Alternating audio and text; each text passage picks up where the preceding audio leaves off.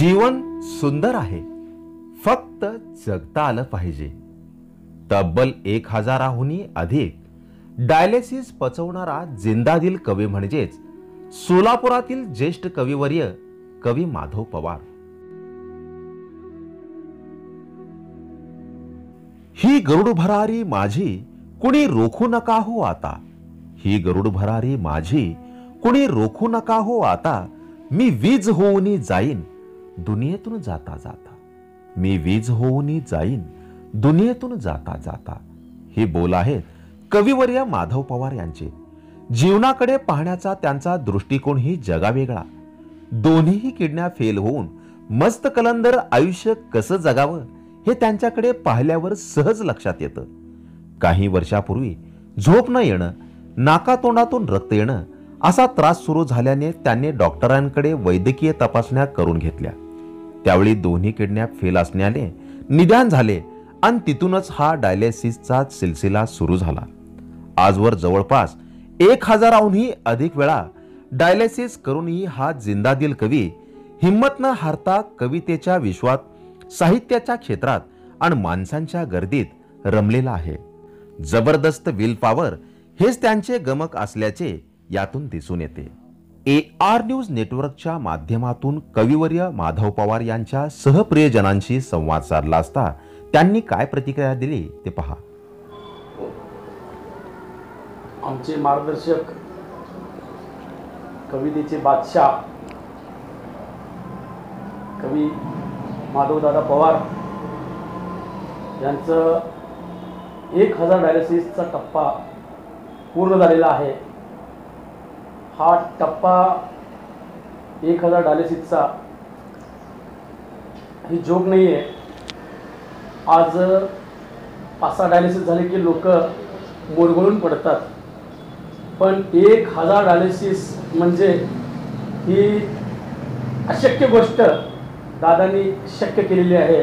आणि हे 1000चा टप्पा ही कविता त्यांना आणि त्यांच्यावर निस्सीम प्रेम करणारे जे मित्र कंपनी आहे, अपटेस्ट आहेत किंवा कवितेवर त्यांच्या जी प्रेम करणारे लोक आहेत, त्यातून ती ऊर्जा दादांना मिळालेली आहे. आणि त्यांचं खरोखरच आत्मबल जे स्वतःचं हे आहे, त्यांना हा 1000 टप्प्याचा प्रवास एकदम हसत खेळत त्यांनी पूर्ण केलेला आहे. आणि आत्ताच आई जगदंबेच्या कृपा आशीर्वादाने खरोखरच त्यांना ही जी ऊर्जा मिळालेली आहे. आणि त्यांचा प्रसंग एक सांगतो. कोविड काळामध्ये ते पॉझिटिव्ह झाले होते. आम्ही सारे भयमुक्त होतो की बाबा काय दादाचं परिस्थिती कशी होईल, काय होईल. अक्षरशः यमदूत राजा सुद्धा लाजून परत गेला असं म्हणावं लागेल, कारण ह्या कवितेच्या बादशाहाने त्या कोविड सुद्धा यशस्वी मात करून ते सुखरूप घरी परतले. नमस्कार, मी अभय कुमार कांती, संत शरण नाभिक दुकानदार संघटनेचा संस्थापक सचिव आहे, एक सामाजिक कार्यकर्ता आहे. कवी माधव पवारांच्या संदर्भात बोलायचं म्हटलं की कवी माधव पवारांच्या विषय बोलण्याच्या आधी त्यांच्या वडिलांचा विषय जे आहे, कवी राणा पवार साहित्यिक, अख्ख्या महाराष्ट्राला त्यांची ओळख आहे. आज कवी माधव पवार यांनी 1000 डायलिसिस त्यांचे पूर्ण झाले. जगात नाही, भारतात नाही, महाराष्ट्रात नाही, हा एकमेव माणूस असा आहे की त्यांची आठवण काढली की कवी राणा पवारांची आठवण आहे की त्यांच्याही पोटाला ऑपरेशन झालं होता. 168 टाके त्यांच्या पोटाला होते. वयाच्या 87 वयापर्यंत कधी झुकले नाही, कधी वाकले नाही, कधी थकले नाही, असं व्यक्तिमत्व. आणि त्यांच्या पोटाला जन्माला आलेला हा कवी माधव पवार. आज त्यांच्या जीवनामध्ये जसं सिव्हिल हॉस्पिटलमध्ये सर्व्हिसला होते, रिटायर झाल्या 1 महिन्यानंतर त्यांना आजार सुरू झाला. 1 महिन्यानंतर पासून आज त्याच्यात त्यांच्याकडे 1000 डायलिसिस पूर्ण झाले. सोपं नाही आहे जगणं, हा सोपं नाही आहे. आज आपण कुठल्या तरी MBBS डॉक्टरकडे इंजेक्शन घ्यायचं म्हटलं की थेट माणूस नाचतो, डॉक्टर साहेब मला हळू इंजेक्शन द्यावं. हॉस्पिटलमध्ये गेलं की आपण कुठला लाल दिवा पाहिला की नाही माणूस अटॅकडे मरतो.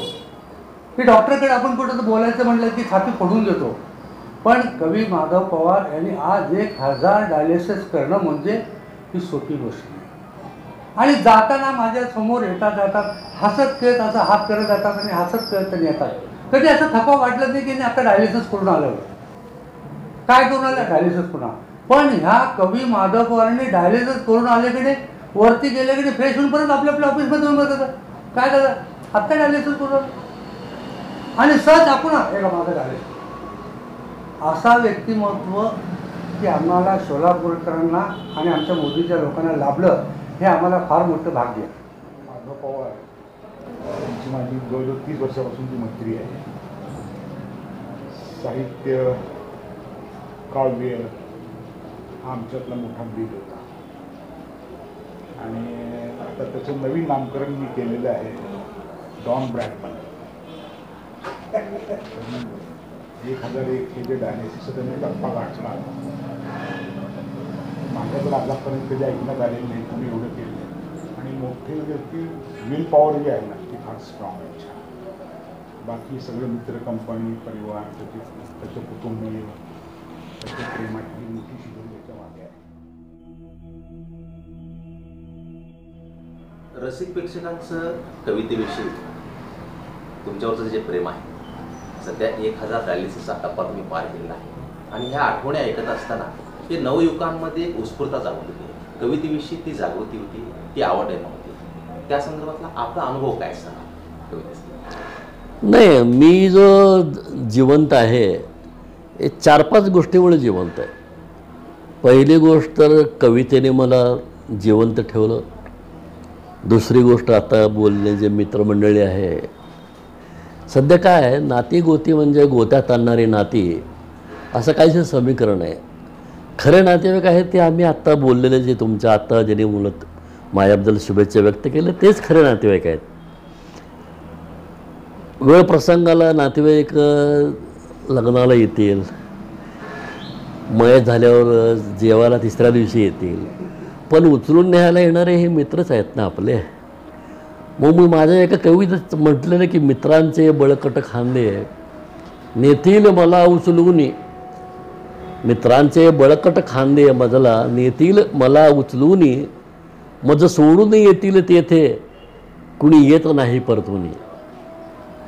कारण मित्राचा माणूस मेल्यानंतर कुठल्याही मित्राचा खांदा दुखला नाही पाहिजे एवढी गर्दी मातीला पाहिजे असं साधं माझं गणित आहे. कवितेने जगवलं, मित्रांनी जगवलं, बायकोने अतोनात सेवा केली, 80% भाग तिचा आहे म्हणलं तर चालेल. मुलं चांगली आहेत, सुनबाई चांगली आहे आणि घरचं वातावरण चांगलं. जो माणूस घरात सुखी तो जगात सुखी असतो. नंतर कलावंताच्या बाबतीत काय असतं बाहेर फार सन्मान त्याला मोठा मिळालेला असतो, घरी आल्यानंतर त्याला तिरस्कार करतात. पण तसं नाही, माझ्या घरच्यांनी देखील मला ॲज ए आर्टिस्ट म्हणून सांभाळलेलं आहे. हे माझं भाग्य आहे, बाकी काय नाही. सध्या सोशल मीडियाचं जग आहे.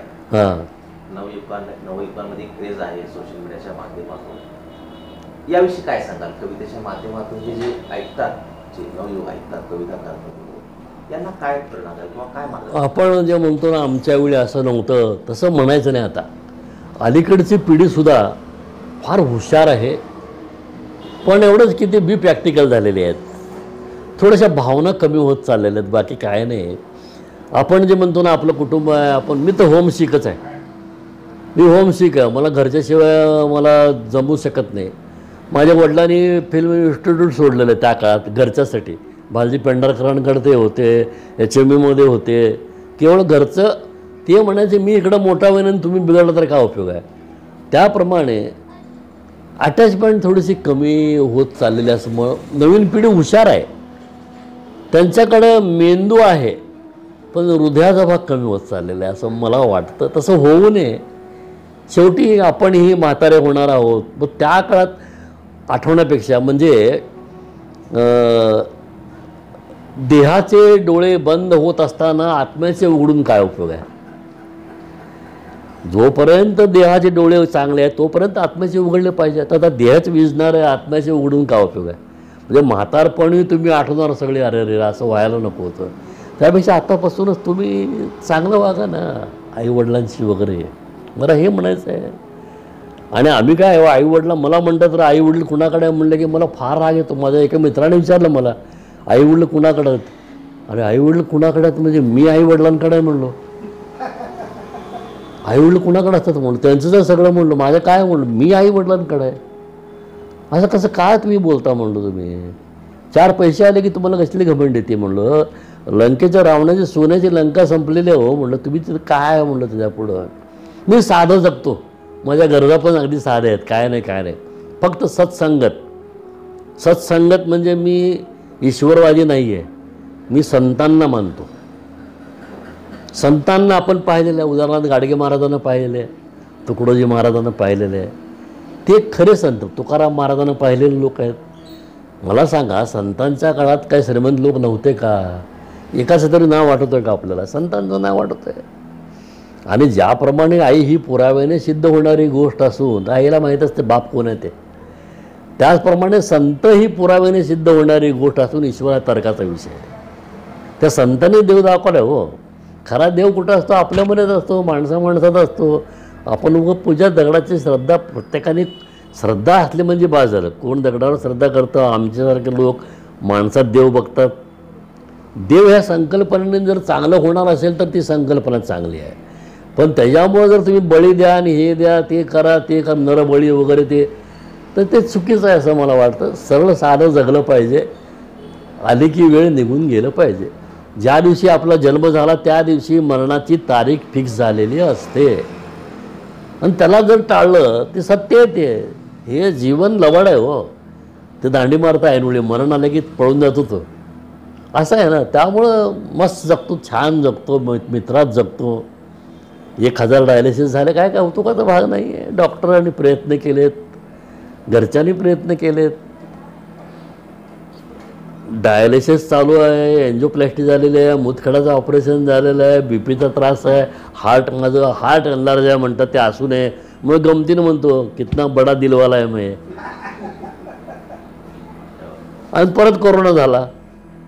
मग त्या काळामध्ये सुद्धा म्हणजे एकदा ICUला ॲडमिट असताना डॉक्टरनी सांगितलं बायकोला की पाहुण्यांना बोलून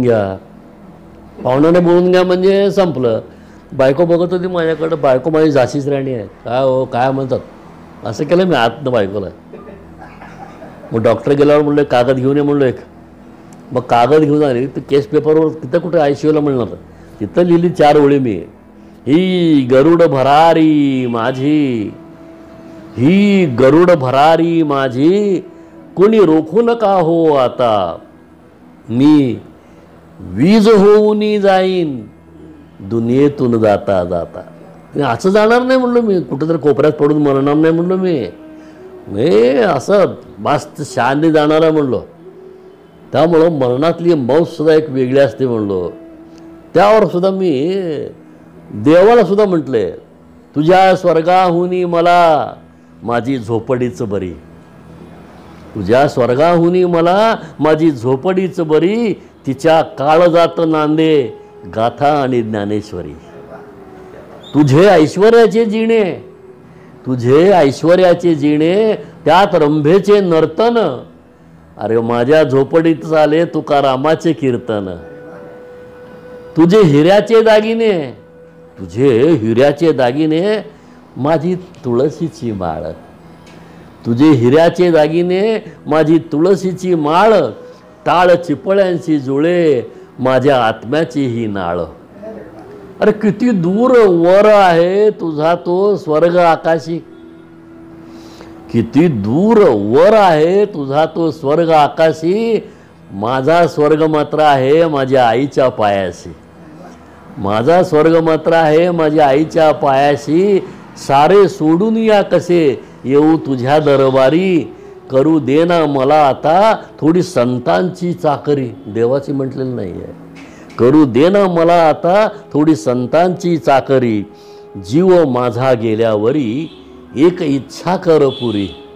तू असशील खरा तर जीव माझा गेल्यावरी एक इच्छा कर पुरी, संत चरणा खालची मला होऊ दे पायरी, मला होऊ दे पायरी. काय मस्त जगायचं, शाननी जगायचं. बाबासाहेब आंबेडकरांनी वडिलांना उपदेश केला होता. प्रत्यक्षाचा उपदेश केला होता की म्हणलं तुम्ही मुलं आजकालचे सिनेमा फार पाहतात. त्यावेळेला नुकतंच सिनेमा सुरू झाला तर वडिलांच्या काळात, बघायला हरकत नाही म्हणले, पण तुम्ही 10 बघणार असाल तर 9 बघा आणि एका सिनेमाच्या पैशाची पुस्तके खरेदी करा. तो किस्सा अजून आजपर्यंत चालू आहे. आज पण एक पुस्तक आलेलंच आहे मला. आता पुस्तकं सध्या वाटण्याचं काम चालू आहे माझं, लायब्ररीना वगैरे देतो आहे पुस्तकं मी. तर मी काय कर्तव्य करतो आहे माझं, समाजाने मला काय देणं म्हणण्यापेक्षा मी समाजाला काय देणं हा भाग महत्त्वाचा असतो ना. समाजामुळे तर आपण जिवंत आहोत, पण आपलं पण काय तर ऋण आहे की समाजाला काय देणं लागतो आपण. आणि मुख्य माझा हेतू काय असतो की जातपात मांडणाऱ्या माणसाविषयी मला अत्यंत राग आहे. ते माझ्या घरातूनच मी चालू केलेलं आहे कार्य, त्यामुळं त्यावर बोलण्याचा मला अधिकार आहे. जातपात मी सब झूट आहे. माणसाने माणसासारखं, मला कवी लेखक म्हणून तुम्ही एक वेळ नाही म्हटलं चालेल, पण माणूस म्हटलंच पाहिजे मला. आणि कुठेही मोठा माणूस कुणीही भेटला तर मला आमच्या वडिलांविषयी म्हणतात तू फार चांगल्या माणसाचा मुलगा आहे, फार बरं वाटतं. कवीचा मुलगा आहे, लखपतीचा मुलगा आहे म्हणण्यापेक्षा माणसाचा मुलगा आहेस तू म्हणजे मी माणूस आहे. बाकी काय सांगा की तुम्ही मला, काय नसतं बाकीचं. आजच्या तरुण पिढीने कवितेचा वारसा जपला पाहिजे आणि साहित्य वाचलं पाहिजे. कशा प्रकारचं साहित्य वाचलं पाहिजे कविता लिहिण्यासाठी? आता कविता लिहितो किंवा कविता लिहिण्यासाठी एखादा संदर्भ वापरतो. आजच्या नवयुवकांनी कोणकोणत्या प्रकारच्या संदर्भ ग्रंथांचा वापर केला पाहिजे कवितेसाठी? सुरुवातीच्या काळात प्रेम कविता होतातच, ते सगळेच कवी करतात. परंतु बुद्धी प्रगल्भ होत असताना सामाजिक आशयाकडे, जातीपातीच्या पलीकडे जाऊन कविता केली पाहिजे.